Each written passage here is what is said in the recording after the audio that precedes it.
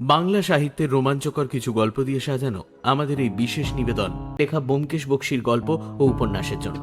যদিও ব্যোমকেশ কাহিনী ছাড়াও তিনি রচনা করেছেন অসামান্য কিছু ঐতিহাসিক উপন্যাস, অজস্র ছোট গল্প ও চিত্রনাট্য।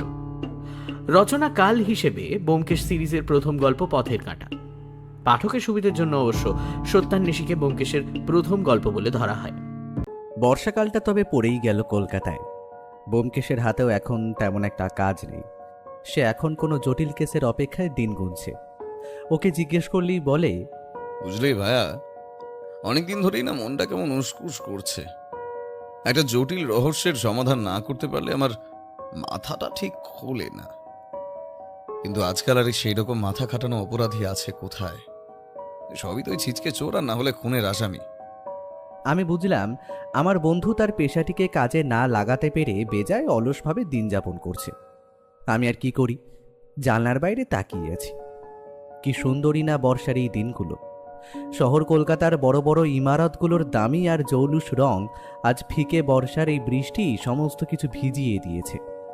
কাল সারা রাত বৃষ্টি হওয়ায় রাতের রাস্তার বাতিগুলো এই দিনের বেলায়ও কেউ আর নেভায়নি। আকাশে সবসময় যেন চলছে অজস্র কলরব আর কালো মেঘরাশির মেলা। মেঘেরা যেন আজ তার সমস্ত কান্না উজাড় করে বড় বিষাদে চোখের জল ফেলেই চলেছে। মাঝে মাঝে যেন এই লেখক মন আকাশটাকে ডেকে জানতে ইচ্ছে করে সে এত কাঁদছে কেন, তার কিসের এত দুঃখ। মন হারিয়ে যেতে চায় বৃষ্টি ভেজা দিনগুলোতে অদ্ভুত এক মায়াময় জগতে। বৃষ্টি এলে সবচেয়ে বেশি ভালো লাগে খিচুড়ি আর বেগুন ভাজা। তাই আজ সকাল থেকে যখন ঝিরঝিরে বৃষ্টি নিয়ে আকাশ কালো করে এলো, তখন ব্যোমকেশ তার কাজের টেবিলের ওপর দুটো হাত রেখে ঘোষণার ভঙ্গিতে বলল, উটিরাম উটিরাম, আজ বেশ জম্পেশ করে খিচুড়ি আর বেগুনি করো, ওগুলো ছাড়া দিনটা জমবে না। এরপর দুপুরের খাওয়াটা আমাদের বেশ ভালোই জমল। শুধু জমলো বললে ভুল হবে, পুটিরামের হাতের রান্নার গুণেই হোক কিংবা খিদের জন্যেই হোক, খেয়ে যখন উঠলাম বুঝলাম বাড়াবাড়ি রকমের খাওয়া হয়ে গেছে। দুপুরের ভাত ঘুমটা একটু বেশিই হয়ে গিয়েছিল। যখন উঠলাম তখন প্রায় সন্ধে।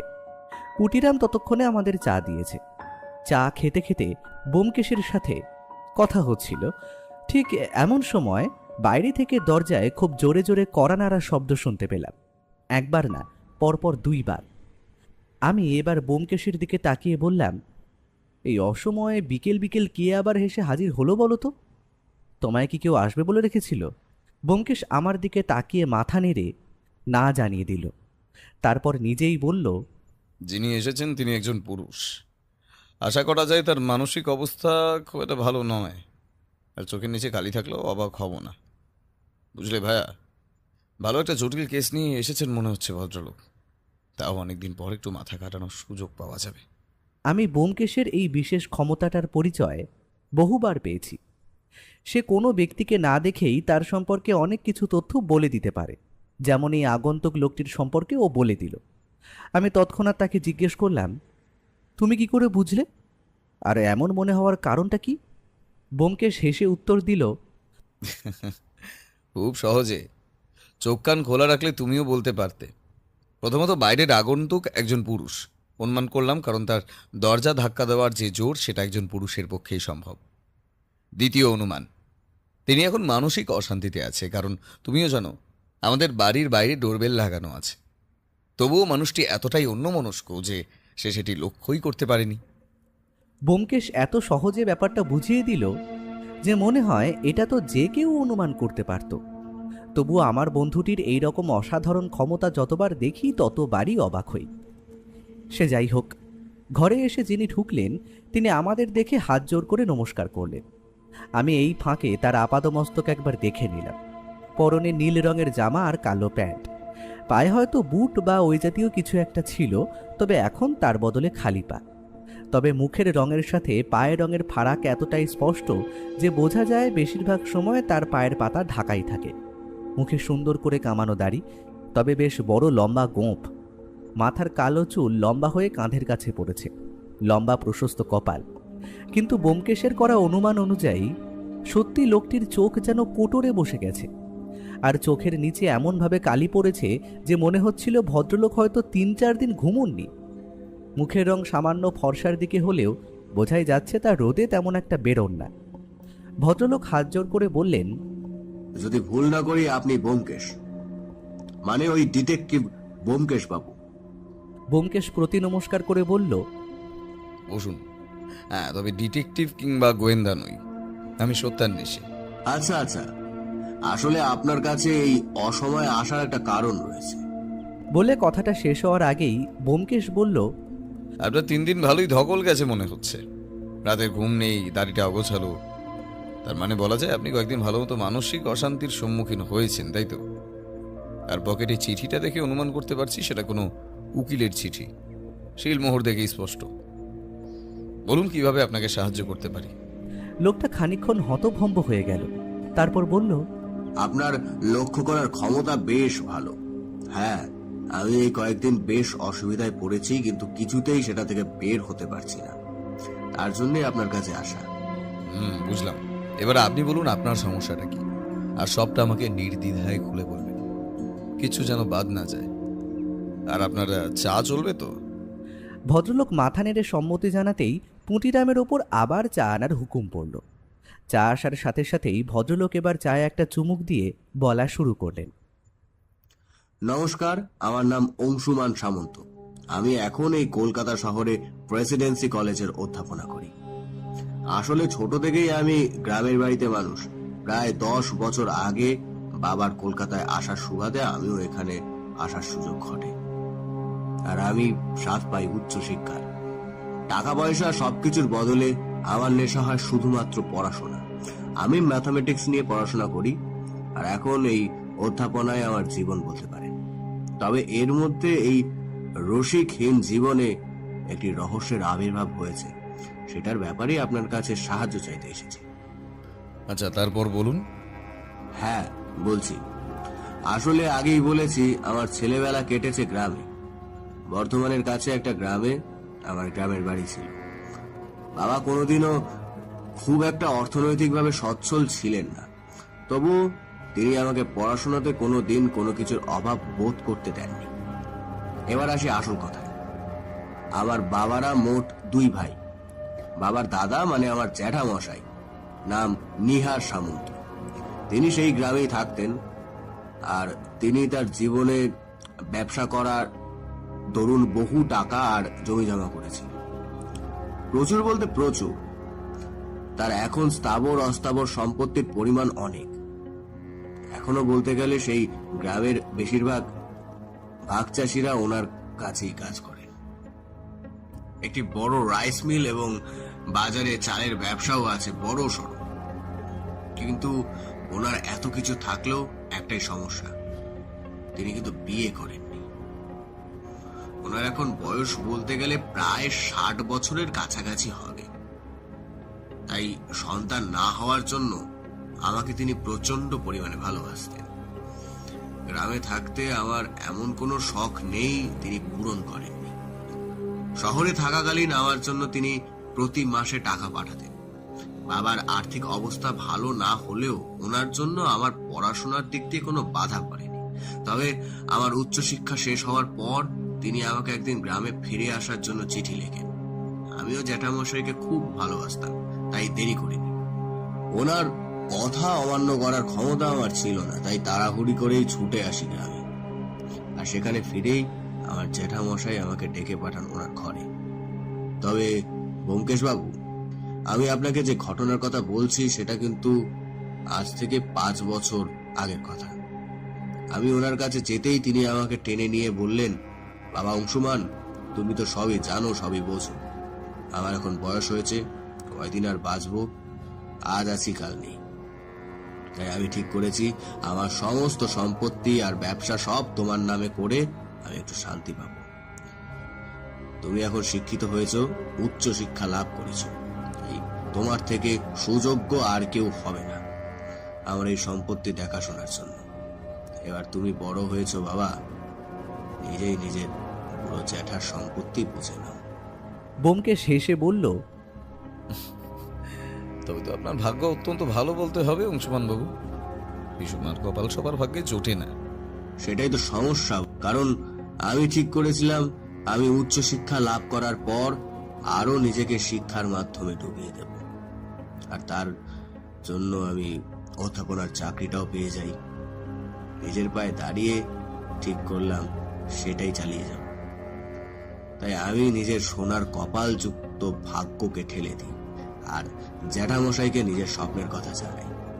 আমি কোনোদিনও ওনার কথা অমান্য করিনি, তবে সেই দিন আমি ওনার সেই কথা মানতে পারিনি। তাই তিনি আমাকে রেগে গিয়েই বললেন, ঠিক আছে অংশুমান, আজ তুমি এই সম্পত্তি নিতে অস্বীকার করেছো, তবে কয়েক বছর পর আমি হয়তো যখন থাকবো না, আমার অবর্তমানে এই সব কিছু তোমারই হবে। তবে তখন কিন্তু এত সহজে তুমি এগুলো পাবে না। তুমি উচ্চশিক্ষিত হওয়ার জন্য তোমাকে কিন্তু নিজের বুদ্ধির পরিচয় দিয়েই এগুলো লাভ করতে হবে। সেই বুদ্ধির পরিচয় দেওয়ার জন্য প্রস্তুত থেকো। আর ব্যোমকেশ বাবু, সেই বুদ্ধির পরিচয় দেওয়ার দিন যে আজ 5 বছর পর আসবে সেটা আশা করিনি। এই দেখুন এটা। বলে ভদ্রলোক নিজের পকেট থেকে উকিলের শিলমোহর লাগানো একটা কাগজ এগিয়ে দিল ব্যোমকেশের দিকে। ব্যোমকেশ হাতে নিতেই আমি বুঝলাম সেটা একটা চিঠি, আর সেটা যে ভদ্রলোকের জ্যাঠামশাইয়ের তার বলে দিতে হয় না। সেই চিঠির ভাষা কিছুটা এমন: প্রিয় অংশুমান, আশা করি তুমি আর তোমার বাবা খুব ভালো আছো। কলিকাতা শহরে থাকো আর উচ্চশিক্ষায় ভূষিত তুমি এখন। তাই এই গেও জ্যাঠামশাইয়ের কথা আর মনে পড়বে কোথায়? তুমি যে একটি বড় কলেজে অধ্যাপনার কাজ করছো, সেটা শুনে রোজ আমার বুক গর্বে ভরে ওঠে। তবুও তোমাকে বলা ছিল, আমার সেই কথাটা মনে আছে তো? আমি বলেছিলাম আমার অবর্তমানে তোমাকে পরীক্ষা দিয়ে আমার সমস্ত সম্পত্তি বুঝে নিতে হবে। আমার এখন বয়স অনেকটাই বেশি, তাই আমি ঠিক করি এই বয়সে নিজের শেষ জীবনটা ঈশ্বরের চিন্তায় দিন গুনিব। তাই এই সমস্ত সম্পত্তি তোমাকে বুঝে নিতে বলে গেলাম। উকিলবাবুর হাতে এই চিঠি আমি লিখে দিয়ে গেলাম। তুমি যখন এটি পড়িবে, তখন আমি হয়তো ঈশ্বরের চিন্তায় তীর্থে পাড়ি দিয়েছি। তবে আমি যাবার আগে কিন্তু উইল করে গেলাম। সেই উইলটি তোমাকে তোমার বুদ্ধির পরিচয় দিয়ে খুঁজে বার করতে হবে। আর সেই উইলটি যদি পেয়েও যাও, আরও এক বড় বুদ্ধির পরীক্ষা তোমার জন্য অপেক্ষা করবে। তবে সেটি ক্রমশ প্রকাশ্য। আর তুমি যদি নিজের বুদ্ধির পরিচয় দিয়ে সেই উইল আর সেই ধাঁধা উদ্ধার করতে না পারো, আমার সমস্ত সম্পত্তি আর ব্যবসা একটি সংস্থার হয়ে যাবে, যারা ছোট ছোট বাচ্চাদের শিক্ষা ও বৃদ্ধ মানুষের খাবার যোগান দেয়। তাই বুঝতেই পারছো, আমার চিঠিটা পাওয়া মাত্র তোমাকে তোমার বুদ্ধির পরিচয় দেবার জন্য আমন্ত্রণ জানানো রইল। উকিলবাবুর কাছে সব বলাই রইল, উনি ওনার সাধ্যমতো তোমাকে সাহায্য করবেন। তোমার বুদ্ধির উপর আমার ভরসা আছে। নিজের উচ্চ শিক্ষার পরিচয় দিও। তোমার দীর্ঘ আয়ুর জন্য আমি ঈশ্বরের কাছে প্রার্থনা করব। ইতি তোমার প্রিয় জ্যাঠামশাই, নিহার সামন্ত।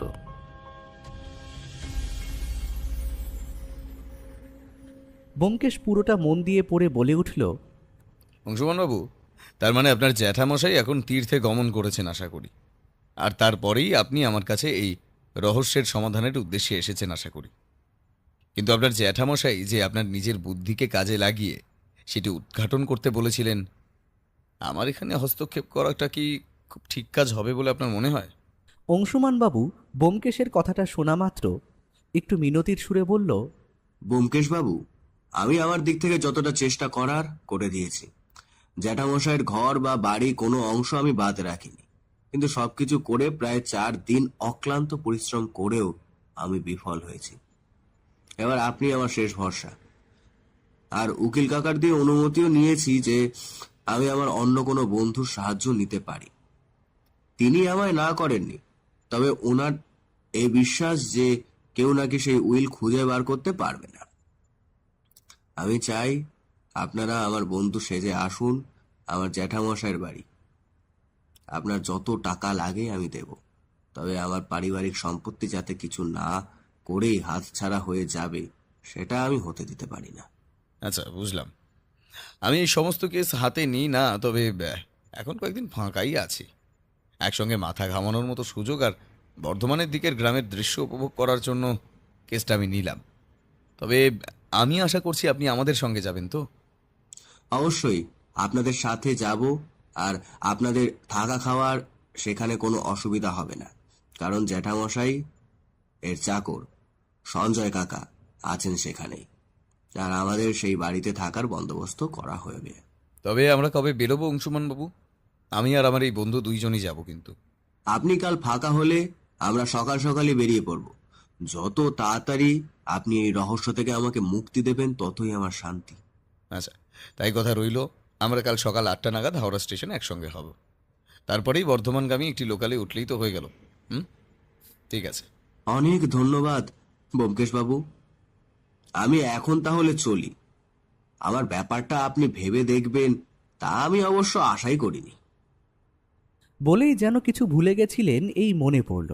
বলে একটা সাদা খাম পকেট থেকে বার করে টেবিলের ওপরে রেখে বলল, এতে কিছু অ্যাডভান্স রইল, বাকিটা।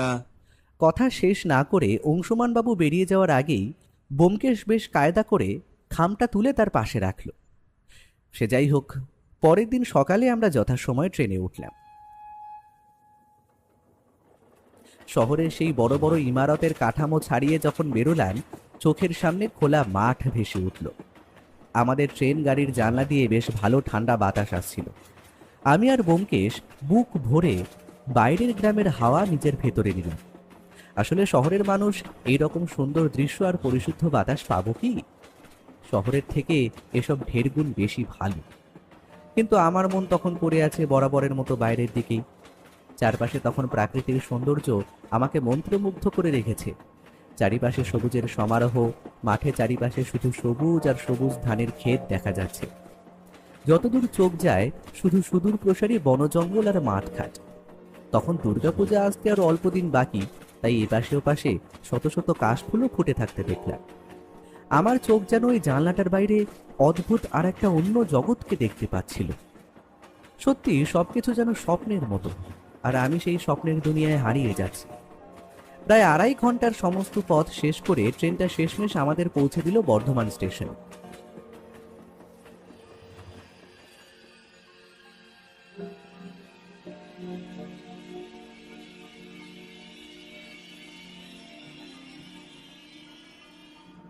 স্টেশন দিয়ে একটা গাড়ি ভাড়া করে নিয়ে আমরা পৌঁছে গেলাম অংশুমানবাবুর জ্যাঠামশাইয়ের বাড়ি। জায়গাটা গ্রাম্য হলে কি হবে, জ্যাঠামশাই যে ভালো সম্পত্তির মালিক ছিলেন তা তার বাড়ি দেখেই অনুমান করা যায়। পুরনো আমলের পেল্লাই একটা দোতলা বাড়ি। বাড়ির সামনেই যা বড় সাজানো বাগান রয়েছে তাতেই চোখ জুড়িয়ে যায়। পাথর বেছানো পথ দিয়ে আমরা এগিয়ে গেলাম গেটের কাছে। বাড়িটা সাদা রঙের হলেও এখন দুপুরের আলোতে সেটা যেন আলাদা একটা উজ্জ্বলভাবে নিজেকে ফুটিয়ে তুলছে। তার কারণ হয়তো পাথরের কাজ। বাড়িতে পৌঁছেই অংশুমানবাবু আমাদের দোতলার একটা ঘর খুলে দিয়ে সেইখানেই বিশ্রাম নিতে বললেন। অতটা পথের ক্লান্তি তাই কিছুক্ষণের জন্য একটু গড়িয়ে নিলাম। ব্যোমকেশ কিন্তু দেখলাম বাইরের বারান্দায় দাঁড়িয়ে নিজের বাগানটা ভালো করে পর্যবেক্ষণ করতে করতে একটা সিগারেট ধ্বংস করে ফেলল। আমি ওকে ঠাট্টার সুরে বললাম, তা ভায়া, এই বাড়িতে পা দেওয়া মাত্র তোমার সত্যান্বেষণ শুরু হয়ে গেল নাকি? হ্যাঁ, তোমার তো অনেক কিছুই আগে থেকে আঁচ করার অভিজ্ঞতা আছে, তা আজ কিছু বুঝতে পারলে নাকি? ব্যোমকেশ একটু হেসে বলল, বুঝলে অজিত, দেখে কি স্বর্গে গেলেও ধান ভাঙে। আমার কাজটাও তেমনই। তবে একটা জিনিস ভালো করে লক্ষ্য করলে দেখা যাবে, আমাদের ঘরের নিচেই বাগানের মধ্যে একটা ঘর রয়েছে। ঘরটি যে এই বাড়ির মালির সেটা অনুমান করা যাচ্ছে। আসলে বাড়ির বাগানটা এত সুন্দর, আর তার জন্য আশা করি মালির পরিচর্যা প্রয়োজন রোজ। আর এই বাগানের এক স্থানে অল্প কয়েকটি ইট আর সিমেন্ট বালি জমতে দেখলাম, আর সেটা টাটকা কিনা একটু পরীক্ষা করতে হবে। বিকালে বাগানটা একটু ঘুরে দেখবো, বুঝলে ভাইয়া? এখন এতটাই বুঝতে পারলাম, বাকিটা দেখি কতটা কি বুঝতে পারা যায়। কথাটা শেষ করার সাথে সাথেই একজন বয়স্ক ভদ্রলোক আমাদের ঘরে উঁকি মেরে বললেন, আপনাকে দুপুরের খাবার বন্দোবস্ত করছি, আপনারা নিচে আইসা খাইয়ালন। বাবু আপনাকে জন্য অপেক্ষা করতেছেন নিচে খাবার টেবিলে। আইসেন আইসেন। লোকটা কি আমাদের দরজার বাইরেই দাঁড়িয়েছিল নাকি? আড়ি পেতে কথা শোনার অভ্যেস আছে নাকি? হ্যাঁ। আর এই যে জ্যাঠামশাইয়ের পুরনো চাকর সঞ্জয় কাকা, তা তো সহজেই অনুমান করা যায়। দোহারা রোগা চেহারার একজন মানুষ, পরনে খালি একটা খাটো ধুতি আর গলায় ঝুলছে একটা গামছা। লোকটাকে দেখে কেমন যেন নিরীহ গোবেচারা ধাতের বলে মনে হলো আমার। লোকটা কথাটা বলে দরজা দিয়ে বেরিয়ে যাচ্ছিল, কিন্তু ব্যোমকেশ তাকে থামিয়ে বলল, তা আপনার নাম সঞ্জয় কাকা আশা করি। অংশুমান বাবুর কাছে আপনার নাম অনেকবার শুনেছি। আপনি নিহার বাবুর কাছে কতদিন হলো কাজ করছেন? আর বাগানের যে মালির ঘরটা চোখে পড়লো, সেখানে সেই মালি বা কতদিন এই বাড়িতে আছে? লোকটা বোধ করি আশা করেনি যে ব্যোমকেশ তাকে খুঁচিয়ে কিছু প্রশ্ন করতে পারে, তাই সে আমতা আমতা করে বলল, আগে আমি বাবুর সাথে আসি, তাও বছর 30 তো হয়ে গেল। বাবুই হলেন আমার মাই বাপ। বাবুকে সারে জামু কোথা? আর এত বড় বাড়ি আমি না থাকলে দেখবি কে? আর মালি ভাইয়া তো আইসে এই বাড়িতে তাও বছর খানেক হইল। হঠাৎ বাবুর আগের বছর ওই বাগান করার শখ জাগে, তাই ওই তারপরেই ওই সামনের ওই ফাঁকা জায়গাটা লোক রেখে এইসব তৈরি করায়। এ লোকটা ভালো, তবে ও একটু মুখ চোরা, বুঝলেন? ওই কারো লগে তেমন কথা কইতে চায় না, ওই নিজের মতো নিজে কাজ করে, ও ওইরকমই থাকে। তোমার বাবু কয়দিন হলো তীর্থে গেছেন? আর তোমাকে কি কোনো উইলের কথা বলে গেছেন তিনি? আর নিহার বাবুর উইল সম্বন্ধে কিছু জানো? হ্যাঁ, বাবু আমারে সবটাই বলে গেছিলেন, তবে সেটি যে তিনি যাওয়ার আগে কোথায় লুকিয়ে গেছেন তার ব্যাপারে আমায় কিছু বলেননি। আর বাবু গেছেন ওই 1 সপ্তাহ তো হয়েই গেল। যাওয়ার আগে উকিল বাবু তো এসেও ছিলেন দেখছিলাম। আচ্ছা, এই বাড়িতে কি কয়েকদিনের মধ্যে সিমেন্ট বা ইটবালির কাজ হয়েছে? না না না, ওই সব কিছু তো হয় নাই। এত বড় বাড়ি, আমি সব কিছুর দেখাশোনা করি, হলে সেটা আমি জানতাম। আইসা আইসা আপনারা সব নিচে আইসেন, খাইয়া লন। বলে লোকটা ঘর থেকে তড়িঘড়ি বেরিয়ে গেল। ব্যোমকেশ আমার দিকে সামান্য তাকিয়ে হেসে বলল, লোকটা শেষের কথাগুলো ডাহা মিথ্যে বলে বেরিয়ে গেল। আসলে এই সরল মানুষগুলো মিথ্যে কথা বলার সময় একটু ইতস্তত ভাব কাজ করে, তা তাদের চোখ দেখলেই আন্দাজ করা যায়। থাক, অনেক হয়েছে, এবার একটু ডান হাতের কাজটাও সেরে নি, কি বলো ভাইয়া? দুপুরের খাওয়া দাওয়াটা বেশ ভালোই হলো। বড় সাইজের পমফ্রেট মাছ, দেশি মাংস, গরম গরম ধোঁয়া ওঠা ভাত, আর শেষ পাতে মিষ্টি। খাওয়া দাওয়াটা বেশ ভারী হওয়ার জন্য আমি আর ব্যোমকেশ দুপুরের দিকটা একটু গড়িয়ে নিলাম। বিকেল হওয়ার সাথে সাথেই আমি আর ব্যোমকেশ নিচে গিয়ে বাগানটা একটু ভালো মতন করে ঘুরছিলাম। এখন শীতকাল নয়, তবু অনেক রকমের ফুল ফুটে রয়েছে এদিক ওদিক। ব্যোমকেশ দেখলাম এগিয়ে গেল বাগানের সেই প্রান্তে, যেখানে কয়েকটা গোটাখানেক ইট আর সিমেন্টের প্রলেপ লক্ষ্য করা যাচ্ছে। আমি বুঝতে পারলাম না ওইখানে ও কি করছে। একবার যেন ব্যোমকেশকে নিচে ঝুঁকে সেইগুলো পরীক্ষা করতেও লক্ষ্য করলাম। আমি বাগানের গাছগাছালি দেখায় মনোনিবেশ করলাম। ঠিক এমন সময় হঠাৎ পুরো বাগানে এত ফুল গাছ আর বাগান সাজানোর গাছের মধ্যে একটা ছোটখাটো লেবু গাছ চোখে পড়ল। ব্যোমকেশ ততক্ষণে আমার পাশে এসে দাঁড়িয়েছে। ওর মুখে তখন হাসি। আমি জিজ্ঞেস করলাম, হাসছো যে ভায়া, কিছু বুঝতে পারলে নাকি? সিমেন্টের প্রলেপটা পাতলা, একবার হাত দিতেই ভেঙে গেল, আর ইটগুলোও নতুনের দিকে। সঞ্জয় কাকার প্রথম মিথ্যে ধরা পড়ে গেল। আরে এটা এখানে কি করছে? বড়ই অদ্ভুত ব্যাপার তো। ব্যোমকেশ যেন বাগানের এত গাছের মধ্যে ওই লেবু গাছটা দেখে অদ্ভুতভাবে চমকে উঠল। তারপর এগিয়ে গেল বাগানের মালির ঘরটার দিকে। আমরা পাশের ফুল গাছগুলো পেরিয়ে এগোতেই চোখে পড়ল লোকটাকে। বয়স প্রায় 60-এরও বেশি হবে। শরীরে একটুকুও মেদ নেই, তবে লোকটা এতটা স্বাস্থ্যবান যে লোকটিকে মালি বলে মনেই হয় না। মুখে সাদা পাকা দাড়ি আর একটা মোটা পাকানো গোঁফটা তার বয়স যেন আর বাড়তে দেয়নি। আসলে বহু জায়গার মানুষদের শরীরের গড়ন এক এক রকম হয়। যেমন পাঞ্জাবিদের বয়স যতই হোক না কেন, তারা সবসময় স্বাস্থ্যবান হয়। লোকটাকেও আমার সেই রকমই মনে হলো। আমরা যে ওনার পেছনে এসে দাঁড়িয়েছি সেটা উনি ভালো মতোই লক্ষ্য করতে পারছেন, তবে কোনো কথা বলছেন না। লোকটা তখন একটা লোহার ছেনি নিয়ে মাটি তৈরিতে ব্যস্ত। ব্যোমকেশ তার দিকে এগিয়ে গিয়ে বলল, নমস্কার, আমি আপনাদের বাড়িতে অতিথি হয়ে এসেছি। আপনার অংশুমান দাদাবাবুর বন্ধু আমি। অসাধারণ আপনার হাতের কাজ। এত সুন্দর বাগানটা আপনি তৈরি করেছেন দেখে মন চুরিয়ে গেল। আমি জানি ব্যোমকেশ কিভাবে লোকের কাজের প্রশংসা করে তার থেকে কথা বার করতে পারে। এই লোকটার কিন্তু কোনো হেলদোল লক্ষ্য করতে পারলাম না। সে যেমন বসেছিল তেমনই বসে রইল, খালি ইশারায় মাথা নেড়ে বুঝিয়ে দিল ধন্যবাদ। ব্যোমকেশ হেসে বলল, আচ্ছা, নিহারবাবু কি খুব লেবু খেতেন নাকি? গাছে তো এখনো অনেক কটাই হয়ে রয়েছে।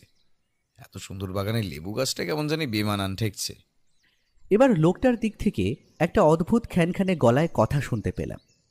কোনো লোক যদি খুব কষ্ট করে কথা বলতে চায়, খানিকটা এমন শোনাবে। মনিব এই 3 মাস আগে এই গাছটা কোথা থেকে কিনে এনে আমাকে বাগানে লাগিয়ে বড় করতে বলেছিলেন। আমি তাই করেছি।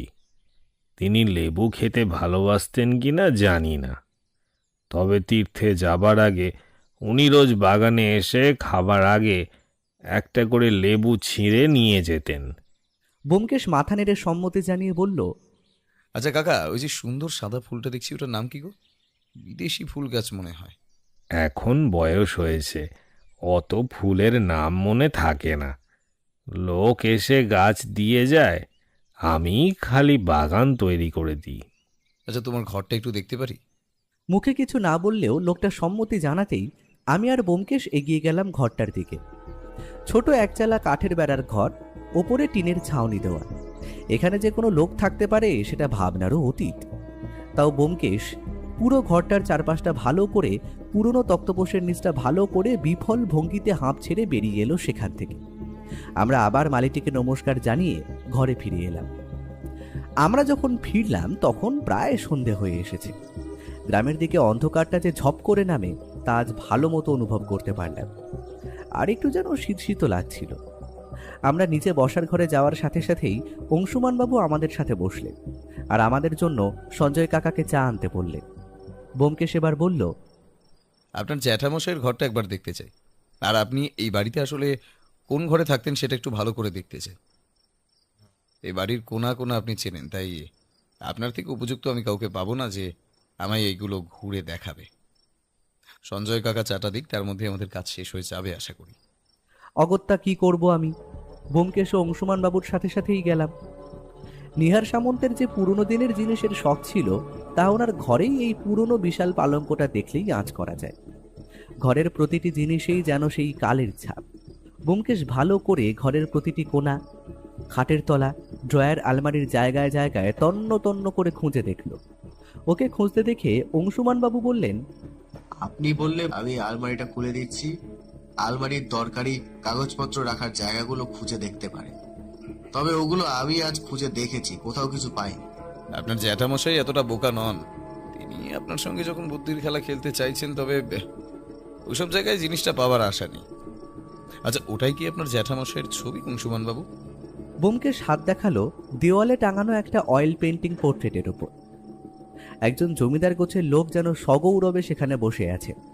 অসাধারণ ছবি, আঁকার হাত আর্টিস্টের তারিফ না করে পাওয়া যায় না। অংশুমানবাবু মাথা নেড়ে হ্যাঁ জানিয়ে দিলেন। ব্যোমকেশ এবার এগিয়ে গেল ছবিটার দিকে। তারপর প্রায় ঠায় 1 মিনিট সেই দিকে তাকিয়ে থেকে বলল, ছবিটা বোধ করি কয়েকদিনের মধ্যেই নিচের জায়গা থেকে নাড়ানো হয়েছিল হয়তো। ঠিক আছে, চলুন অংশুমান বাবু, আপনার ঘরটা একবার দেখব। এবার ব্যোমকেশ কিন্তু তার স্বভাবসিদ্ধ ভঙ্গিতেই অংশুমানবাবুর ঘরটা পুরোপুরি ভালো করে ঘুরে দেখল। আমরা আবার ফিরে এলাম বসার ঘরে। সঞ্জয় কাকা ততক্ষণে চা দিয়েছেন। আমরা চা খেতে খেতে এটা ওটা কথা বলছিলাম। ঠিক এমন সময় ব্যোমকেশ বলল, আপনার কেসের জট মোটামুটিভাবে ছাড়ানো হয়ে গেছে। কাল এবার আপনার উকিল কাকাকে এই বাড়িতে ডেকে নিন।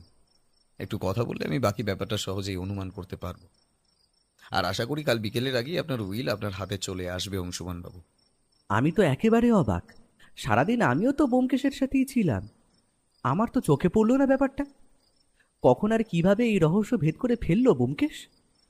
আর ওকে এতটা আত্মবিশ্বাসের সাথে কথা বলতে আমি আগে কখনো দেখিনি। সে যাই হোক, নিজের মধ্যেই উত্তেজনা চেপে রাখলাম।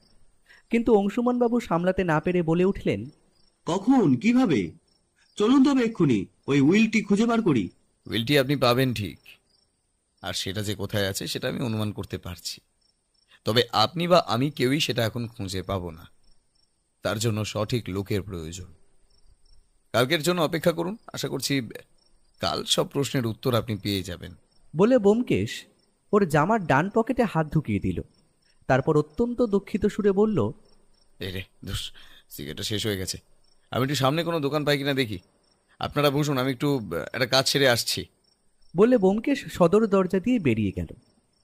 আমি জানি ব্যোমকেশের সিগারেট আনাটা একটা বাহানা মাত্র, ও বাইরে গেল অন্য কারণে। সে যাই হোক, আমি আর অংশুমানবাবু গল্প করেই কাটিয়ে দিলাম ঘণ্টাখানেক। রাত যখন প্রায় 8:30টার কাছাকাছি, তখন ব্যোমকেশ ঘরে ফিরল। ওকে তখন আমি একটু ফুরফুরে মেজাজেই দেখতে পেলাম। খাওয়া দাওয়া শেষ করে ব্যালকনিতে দাঁড়িয়ে 2টো সিগারেট শেষ করে দিল। ও হয়তো বাইরে দেখাচ্ছে এত শান্ত, কিন্তু ভেতরে হয়তো ছাড়িয়ে চলেছে হাজারো রহস্যের জট। পরের দিন সকালে যখন ঘুম ভাঙল, তখন প্রায় 8টার কাছাকাছি। সকাল সকাল চা পর্ব শেষ করে আমরা বসলাম বৈঠকখানায়। তার কিছুক্ষণের মধ্যেই একজন বেশ মোটাসোটা ভারী ধরনের ভদ্রলোক কালো কোট আর সাদা শার্টে প্রবেশ করলেন ঘরে। ভদ্রলোক আসতেই অংশুমানবাবু ওনাকে অভ্যর্থনা জানালেন। আসুন আসুন উকিল কাকা, পরিচয় করিয়ে দিই। ইনি হচ্ছেন সত্যান্বেষী ব্যোমকেশ বক্সী, আমার বিশেষ বন্ধু। ইনি আমার এই উইলটা খুঁজে বার করতে সাহায্য করেছেন। আর ইনি হলেন প্রখ্যাত সাহিত্যিক অজিত বন্দ্যোপাধ্যায়। আপনি এসেছেন দেখে খুব ভালো লাগলো। ভদ্রলোক ওনার গুরুগম্ভীর স্বরে বলে উঠলেন, আচ্ছা, বুঝলাম। তা আমাকে যে এখানে ডেকেছিস অংশুমান, তোর উইলটা হাতে এসেছে তো? ওটা ছাড়া কিন্তু আমার হাতে কিছুই নেই। তবে ওটা পাওয়ার পরও যে করার কিছু থাকবে সেটাও বলতে পারছি না আমি। আর ব্যোমকেশ বাবু, আপনাকে আমি চিনতে পারিনি বলবো না, কারণ আপনার নাম সবাই শুনেছে। সত্যান্বেষী হিসেবে আপনার নাম যে কতটা জনপ্রিয় তা আমি জানি। অংশুমান যখন আপনার সাহায্য নিয়েছে, আশা করি আপনার বুদ্ধির দ্বারা উইলটি খুঁজে পেতে বিশেষ অসুবিধা তো হওয়ার কথাই নয়। এসব বলে লজ্জা দেবেন না আনন্দবাবু। আপনাকে বেশিক্ষণ অপেক্ষা করাবো না, একটা লোক আসবে, ও আসলেই আমরা কাজ শুরু করে দেব। উইলটা কোথায় আছে সেটা আমার অনুমান মাত্র, দেখা যাক ওটা সত্যি হয় কিনা। ব্যোমকেশের মুখে উকিল ভদ্রলোক নিজের নাম শুনে একটু অবাক হয়ে গেলেন। বুঝতে পারলাম উনি তো নিজের নাম বলেননি, তবুও ব্যোমকেশ ওটা বলে দিল দেখে তিনি অবাক হয়েছেন। তার আগেই অংশুমানবাবু বললেন, আপনাকে তো আমি উকিল কাকার নাম বলতে ভুলেই গিয়েছিলাম, বা ওনার নাম তো আমি কখনো উল্লেখও করিনি। তবে আপনি জানলেন কিভাবে? খুব সহজ, ওনার পকেটের কাজটা ভালো করে লক্ষ্য করুন। ওখানে একটা রুমাল দেখা যাচ্ছে, আর ওটায় ছোট ছোট অক্ষরে লেখা আনন্দ। রুমালে মানুষ নিজের নাম সাধারণত লিখে রাখে, ওটা দেখেই অনুমান করলাম। কথা শেষ হতেই ঘরে এসে ঢুকলো একজন রাজমিস্ত্রি জাতীয় একটা লোক। ব্যোমকেশ ওকে দেখেই আমাদের সমেত নিয়ে হাজির হলো নিহার সামন্তর ঘরের সামনে।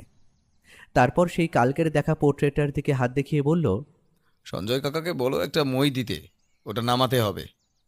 মই দিয়ে যাওয়ার সময় দেখলাম সঞ্জয় কাকার মুখটা কেমন একটা হয়ে গেছে। কিছুক্ষণের মধ্যেই ওই বিশাল পোর্ট্রেটটা নিচে নেমে আসতেই বেরিয়ে পড়ল দেওয়ালের মধ্যে একটা রংচটা অংশ। জায়গাটার পলেস্তারা চটে পড়েছে, আর সেইখানে কয়েকদিন আগেই যে নতুনভাবে ইট দিয়ে গাঁথুনি হয়েছে সহজেই সেটা আন্দাজ করা যায়। মিস্ত্রি ছেলেটা অত্যন্ত যত্নের সঙ্গে দেওয়ালে জমে থাকা অংশের থেকে ইটগুলো আলগা করে একটা একটা করে ভেঙে নিচে ফেলতে লাগলো। প্রায় 3 মিনিটের দীর্ঘ কাজ চলার পর এবার সেই জায়গাটা থেকে বেরিয়ে এলো একটা লোহার ছোট বাক্স। মিস্ত্রি ছেলেটা ওটা ওপর থেকেই ব্যোমকেশের হাতে ছুঁড়ে দিল আস্তে করে। ব্যোমকেশ অতি সাবধানে সেটা লুফে নিল। কয়েক মিনিটের মধ্যে লোহার বাক্সটা খোলা মাত্র সেখান থেকে বেরিয়ে এলো একটা সাদা কাগজ। সহজেই অনুমান করা যায় সেটা একটা উইল, আর সেটার হাতের লেখা দেখে স্পষ্ট যে ওটা নিহার সামন্তেরই লেখা। ব্যোমকেশ উইলটা ভালো করে পড়ল আর দেখল, তারপর কি একটা দেখে আবার যেন অবাক বনে গেল সে। রহস্যের সমাধান তো হয়ে গেছে, উইলটা ওর হাতে, তবে ওকে এত বিব্রত দেখাচ্ছে কেন? সে কাগজটা ভালো করে এদিক ওদিক নেড়ে চেড়ে পড়ে দেখছে। তারপর সেটা উকিলবাবুর হাতে দিয়ে বলল, আপনি ভালোভাবেই জানতেন তাই না উইলের এই রহস্যের ব্যাপারটা? তবে আপনি জানতেন না এটা কোথায় লুকিয়ে রাখা আছে, তাই তো? ঠিক আছে, আমি একটা রহস্য ভেদ করেছি, যখন অন্যটাও করব ঘাবড়ে যাবার কিছু নেই। আমি এবার উইলটা ভালোভাবে পড়ে দেখলাম, সবকিছু মোটামুটি ঠিকই আছে। লেখা সেখানে অংশুমান বাবুর জমি সম্পত্তি সংক্রান্ত ভাগ পাওয়ার কথা সবকিছুই আছে। তবে যে জিনিসটা নেই সেটা হলো শেষ প্রান্তে নিহার সামন্তের সই, আর সেই সইয়ের জায়গাটা একদম ফাঁকা। অর্থাৎ এই উইলের কোনো মানেই নেই, কারণ উইল যিনি করেন তার স্বাক্ষর উইলে থাকাটা অত্যন্ত গুরুত্বপূর্ণ জিনিস। আমি আর অংশুমান বাবু যেন চমকের পর চমক খাচ্ছি, এ কিভাবে সম্ভব? তবে এত কিছু, এই রহস্যভেদ, সবকিছু তবে বৃথা। কিন্তু ব্যোমকেশের মুখে যে হাসি, সে নির্বাক হয়ে চুপচাপ বসে আছে। ঠিক এমন সময় উকিলবাবু বললেন, আপনি কিভাবে বুঝতে পারলেন যে এই উইলটা এইখানে লুকানো রয়েছে? এটা তো আমিও জানতাম না। ব্যোমকেশ হাসি মুখে বলল, সব বলবো, তবে একটু অপেক্ষা করুন। আর অংশুমান বাবু, আপনি বাড়ির সমস্ত সদস্যদের এই ঘরে নিয়ে আসার ব্যবস্থা করুন। আমি কিন্তু বাড়ির মালি ও সঞ্জয় কাকাকেও এখানে উপস্থিত রাখতে চাইছি। আর সঞ্জয় কাকাকে একটা মোমবাতি আনতে বলুন। বেশিক্ষণ লাগলো না। ব্যোমকেশের কথা মতো বাড়ির কাজ করার মানুষ দুখানা এলেন। মালি ও সঞ্জয় কাকা এসে দাঁড়ালেন আমাদের সামনে। ব্যোমকেশ এবার বলা শুরু করলো, আপনারা জানতে চাইছেন না আমি কিভাবে বুঝতে পারলাম এখানে উইলটা লুকোনো আছে, তাই তো? তবে বলি, প্রথম দিনে এই বাড়িতে এসেই আমি বাগানে দেখতে পাই কয়েকটি নতুন ইট ও সিমেন্ট ইতস্তত ছড়িয়ে আছে। তখন থেকেই মনের মধ্যে সন্দেহ বাধা শুরু করে। আর আমি যখন সঞ্জয় কাকাকে জিজ্ঞেস করলাম এই বাড়িতে কোনো ইট সিমেন্টের কাজ হয়েছে কিনা, তিনি না বললেন। কিন্তু সিমেন্টগুলো যে টাটকা তাই দেখেই অনুমান করেছিলাম। দেওয়ালে ইট গেঁথে উইলটা লুকিয়ে রাখা হয়েছে, তবে কোথায় সেটা আমি জানতাম না। তবে কাল রাতে যখন অংশুমান বাবুর সঙ্গে নিহার সামন্তের ঘর তল্লাশি করি, তখন দেখতে পাই এই পোর্ট্রেটটার পেছনে দেওয়ালের অংশে একটা দাগ। অর্থাৎ আপনারা দেখবেন দেওয়ালে বহুকাল কোনো ছবি ঝোলানো থাকলে সেখানে এই দাগ হবে, কিন্তু এখানে দাগটা স্পষ্ট, তাই বুঝতে পারলাম কয়েকদিনের মধ্যেই ছবিটা নাড়ানো হয়েছে। তাই আমি অনুমান করতে পারলাম এইখানেই লুকিয়ে রাখা হয়েছিল উইলটা। আমার মনে হয় সঞ্জয় কাকা ব্যাপারটা সবটাই জানতেন। মনিবের হুকুমে চুপ ছিলেন, তাই তো? উকিলবাবু এবার চিৎকার করে বলে উঠলেন, ব্রিলিয়ান্ট ব্যোমকেশ, আপনার প্রশংসা যতটা শুনেছি, আপনি যে বাস্তবে তার থেকেও ঢের বেশি বুদ্ধি ধরেন, আজ তার প্রমাণ একেবারে হাতে নাতে পেলাম। Brilliant, brilliant. অংশুমান বাবু অধৈর্য হয়ে বলে উঠলেন, তবে ব্যোমকেশ বাবু, আপনি খুঁজে বার করলেন বটে উইলটা, কিন্তু এই উইলটির তো আর কোনো ভ্যালু নেই। এখানে তো জ্যাঠামশাই স্বাক্ষর করে যাননি। এটা তো এখন ফাঁকা কাগজের থেকে বেশি কিছুই নয়। তবে আমাদের সব কার্যক্রম ব্যর্থ হয়ে গেল। আমি থাকতে এতটা ধৈর্য হারাবেন না। চলুন আজ আপনাদের ছোটবেলার একটা বিজ্ঞানের খেলা দেখাই। বলে ব্যোমকেশ উইলের কাগজটা হাতে দিয়ে দূর থেকে মোমবাতির উপরে একটু একটু করে তাপ দিতে লাগলো। ও যে কিছু করতে চাইছে আমরা সেটা সহজেই অনুমান করতে পারলাম। কিছুক্ষণের মধ্যেই কাগজের নিচের দিকের অংশে ফুটে উঠল একটা লেখা, আর সেখানে বড় বড় হরফে লেখা যাচ্ছে একটা স্বাক্ষর, নিহার সামন্ত। আমরা দেখে হতবাক। ব্যোমকেশ বলল, আপনার জ্যাঠামশাই খুবই বুদ্ধিমান, তবে উনি যে এটা জানেন তা আমি আশা করিনি। তবে যখন বাগান মালির কাছে এটা শুনি যে উনি শেষ কয়েকদিন লেবু নিয়ে যেতেন গাছ দিয়ে ছিঁড়ে, সেটাতেই আমার কিন্তু সন্দেহ হয়। আসলে এই লেবুর রস যদি আপনারা কিছুক্ষণ রেখে দেন, তারপর সেটা তুলি বা কলমের মাধ্যমে সেটাকে কালি হিসেবে ব্যবহার করেন, তখন সেটা লেখার মতো কাজ করবে। কিন্তু এই রস কাগজের উপর শুকিয়ে যাওয়ার সঙ্গে সঙ্গে সেটি অদৃশ্য হয়ে যায়।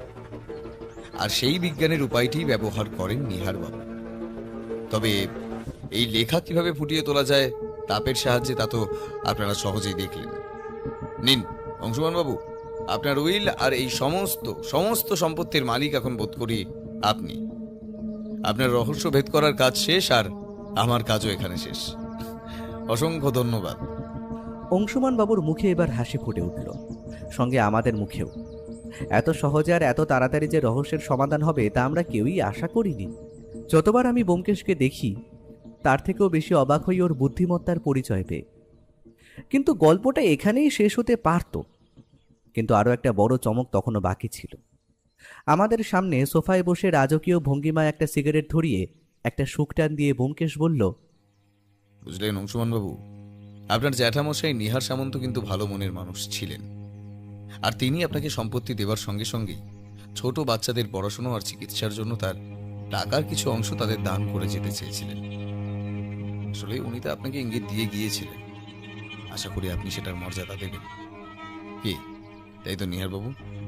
আর লুকিয়ে লাভ নেই, এরা আপনার ছদ্মবেশ ধরতে না পারলেও আমি চিনেছি। অংশুমান 5 বছর পর আপনাকে দেখছে, তাই আপনি যদি ছদ্মবেশে থাকেন তার জন্য আপনাকে চেনা অসম্ভব, কিন্তু আমার চোখে ফাঁকি দেওয়া অসম্ভব। ভুলে ফেলুন ওই দাড়িটা আর এরকম বেশভূষা। কি বলছো ব্যোমকেশ? তার মানে নিহার সামন্ত আমাদের মধ্যেই আছেন? কথাগুলো বলতে বলতে বাগান মালির দিকে ইঙ্গিত করল ব্যোমকেশ। আমরা সবাই অবাক হয়ে দৃশ্যটা দেখলাম।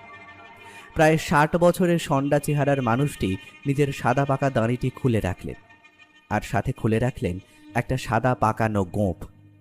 এ যে পোর্ট্রেটে দেখা আমাদের নিহার সামন্ত, তিনি তার মানে এতদিন ছদ্মবেশে আমাদের সামনে ঘুরে বেড়াচ্ছিলেন, আর আমরা তাকে চিনতেও পারিনি। আমরা কেন অংশুমান বাবু ওনাকে চিনতে পারেননি? তৎক্ষণাৎ সেই বসার ঘরেই নিহার সামন্ত এসে বুকে জড়িয়ে ধরল ব্যোমকেশকে। তিনি যে ওর বুদ্ধিমত্তার পরিচয় পেয়ে অত্যন্ত খুশি, সেটা ওনার মুখ দেখেই বোঝা যাচ্ছে। 5 বছর পর জ্যাঠা আর অংশুমান বাবুর মধ্যে সেখানে অনেক ভাব বিনিময় চলে। পরে যখন আমি ট্রেনে ফিরতে ফিরতে ব্যোমকেশকে প্রশ্ন করেছিলাম যে তুমি কিভাবে নিহার সামন্তের ছদ্মবেশ ধরতে পারলে, ও হেসে উত্তর দিয়েছিল, একজন মালি যে তার পুরো জীবনটা বাগান বানাতে কাটায়, সে অতি সামান্য বেলি ফুলের নাম জানবে না? এটা কেমন অবাক শোনায় না?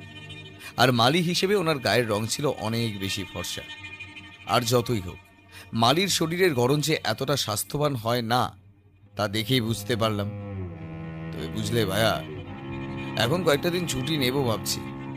মন আর পকেট দুটোই ভরে গেছে, একটু কোথা থেকে ঘুরে আসলে কেমন হয় বলো তো? আমি হাসি মুখে শুধু মাথা নেড়ে সম্মতি জানিয়ে দিলাম, কারণ আমি জানি ব্যোমকেশ বসে থাকার পাত্র নয়। সত্য অন্বেষণ যার কাজ, সে সত্য তাকে রোজ ধাওয়া করতে করতে ছুটেই আসে।